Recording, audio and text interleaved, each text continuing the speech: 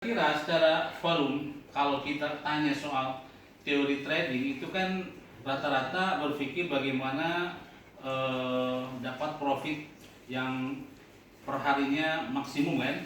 Nah, kita hilangkan dulu soal profit, kita hilangkan dulu di memori kita soal dolar gitu ya, soal profit sharing dan seterusnya.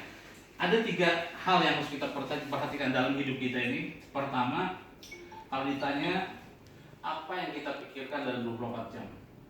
Semua berpikir berbeda tentu. Dalam hitungan detik aja sekarang semua yang duduk di sini berbeda berpikir tentunya. Yeah. Saya mau tanya ke Bapak dari mana? Saya dari Cibinong, Pak. Cibinong? Iya. Berarti mikir semen kan? Dari Cibinong. Bapak dari mana? Tangerang. Tangerang. Apa yang Bapak pikirkan dari jam 10 sampai saat ini? Mikir trading kan? Jadi semua ketebak satu frekuensi. Ada teori yang dilakukan oleh Dan Redin tahun 1977 tentang teori NRG, jadi Random Generator System. Nah, teori ini pernah dilakukan pada saat kejadian Wall Street runtuh, Twin Tower, pada saat terjadinya gempa bumi, pada saat terjadinya gunung meletus, tsunami di Aceh, sampai ada 5 titik di 5 benua, dan Redin menempatkan titik-titik yang disebut dengan NRG tadi. Jadi Number Generator System ini. Apa fungsi alat ini? Itu ternyata ada nilai-nilai koneksi, ada nilai-nilai kesinambungan, ada frekuensi yang saling berhubungan. Contoh, ketika Twin Tower seluruh dunia 5 benua sama tahu kejadian itu, karena ada titik-titik ini sebenarnya. Ketika pesawat pada tanggal 14 Januari tahun 2002, pada saat itu ada kasus tentang bagaimana Garuda yang dipilot oleh Abdul Razak.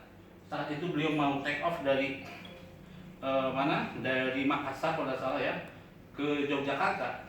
Nah, apa yang terjadi saat itu? Ketika pada ketinggian 31.000 kaki dari permukaan laut atau 10.000 meter, itu saat ke atas ketinggian 31.000, beliau memasuki yang namanya awan, yang di dalam itu ada banyak kejadian aneh-aneh karena lagi turbulen, hujan besar, sehingga menyebabkan si awan itu banyak cairan-cairan es ya, sehingga terjadi turbulen, goncangan-goncangan. Nah, tiba-tiba apa yang terjadi? Mati 2 mesin ini, kanan kiri pesawat tersebut mati total, tidak bisa hidupkan. Lalu co-pilotnya bilang kepada Abdul Razak sebagai pilot, kalau begitu kita katakan Mayday saja. Kita katakan Mayday, sebuah SOP penerbangan. Jika ada kata Mayday, seluruh dunia sama kan?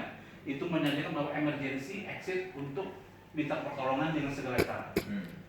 Walaupun kata Mayday itu sudah menjadi budaya pilot seluruh dunia dan itu adalah destinasi final terakhir minta tolong, kira-kira selamat tidak pada saat itu? Ternyata apa yang terjadi? Kata Abdul Razak, kita percuma mengatakan Mayday dengan alat komunikasi ini, dengan kontrol apapun, karena kita tidak bisa keluar dari kenyataan ini. Apa harus kita lakukan? Dia bilang, saat ini kita harus berdoa. Doa kita hanya ikhlaskan hatimu, ikhlaskan pikiranmu, ikhlaskan seluruh jiwa ragamu kepada menguasai kejadian ini.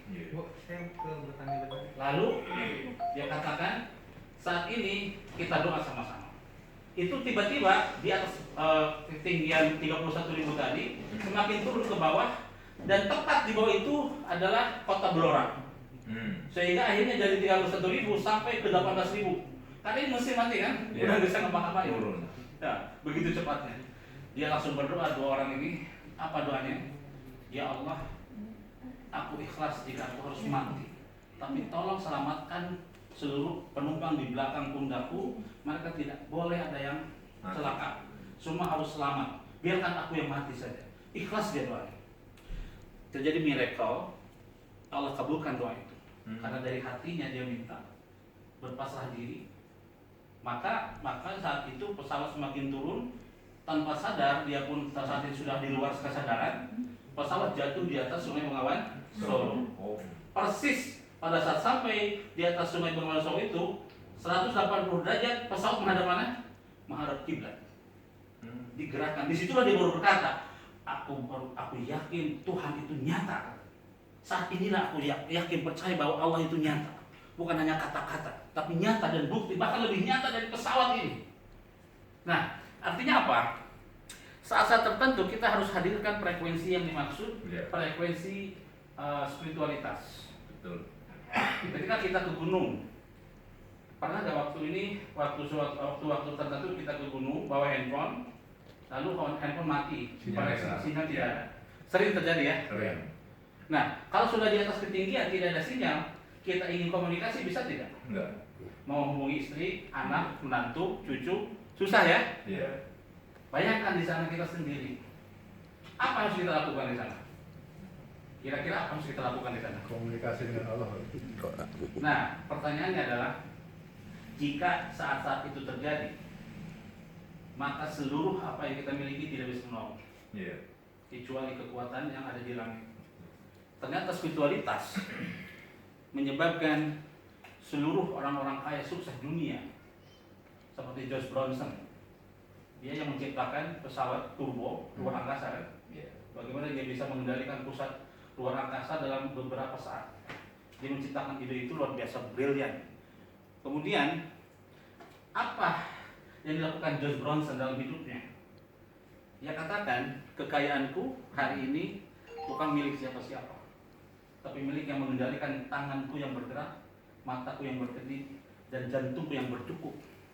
Aku tidak bisa selamat di atas ketinggian ulang-alik luar angkasa jika ini harus jatuh. Jadi di saat-saat itulah ternyata spiritualitas kita itu harus dihadirkan. Ini sangat berkaitan erat dengan apa yang disampaikan Teh Yaya itu dalam hal soal trading. Ternyata kita tidak bisa mengandalkan emosional, Iya. tidak bisa mengandalkan intelektual, Iya. tapi juga harus ada masa di mana hati ini merempuh. Di situ kekuatan spiritualitasnya. Jadi kalau kita terpancing emosi, Allah semua kan? Habis. Habis total. Kalau udah habis, apa yang dipikir? Jadi apa yang dipikir? Kita udah habis nih semua. Hidup ini jadi tidak bergairah. Lihat istri seperti pengen nampar aja, benar nggak? Kalau istri lihat kita muka wajah suami kayak gitu, perang terjadi, akhirnya terjadi perceraian. Iya. Banyak masalah di sana sih. Anak nggak keurus, berantakan. Uang semakin habis. Iya. Hanya gara-gara nilai-nilai spiritualitas tidak muncul. Apa sholat kita? Katanya Allahu Akbar. Di mana takbir kita? Oh, takbir saya jika profit. Langsung takbir ya. Tapi ada nggak di saat-saat itu Bapak atau Ibu saat terjadi transaksi bergerak ini? Kalau bahasa saya itu ketika terjadi analisa candle, ya up down, rise fall, Yeah. kemudian reverse dan seterusnya. Dulu zaman itu, zaman Purbakala dulu. Itu kan pada saat itu terjadi transaksi kan mesti ada analisa kita kan ya, Iya. ketajaman, Iya. ya kemudian emosi kita stabil dan seterusnya. Banyak yang terjadi di sini sebenarnya. Nah, saya akan hubungkan bagaimana pola koneksitivitas itu sangat berhubungan erat dengan nilai-nilai kebahagiaan. Bahagia itu bukan basic nih, sandang, papan, pangan cukup, bukan. Iya. Bahagia itu bukan social need. Orang menghargai kita, banyak pengikut, banyak anggota, banyak majelis taklim di sana sini, banyak pelajar, banyak semua klub sepak bola, nggak bisa. Oh, bahagia itu adalah safety need, punya banyak tabungan yang banyak sekali. Berapa lama Anda bahagia dengan safety need? Kalau kasih penyakit nggak ada obatnya, Iya. gimana? Berasa. Selesai, is dead kan? Kemudian apalagi? Oh harga diri, self esteem. Bapak perlu dihargai berapa harga? Berapa miliar? Tangannya cuma 5 miliar yang saya kasih. Jadi kalau sudah bicara soal ini, coba kita bicara soal teori Abraham Maslow ya. Abraham Maslow itu kan ada 3 ini ya, ada semacam spiritualitas ke atas, kemudian emosionalitas dan intelektualitas ya. Udah. Terakhir ya.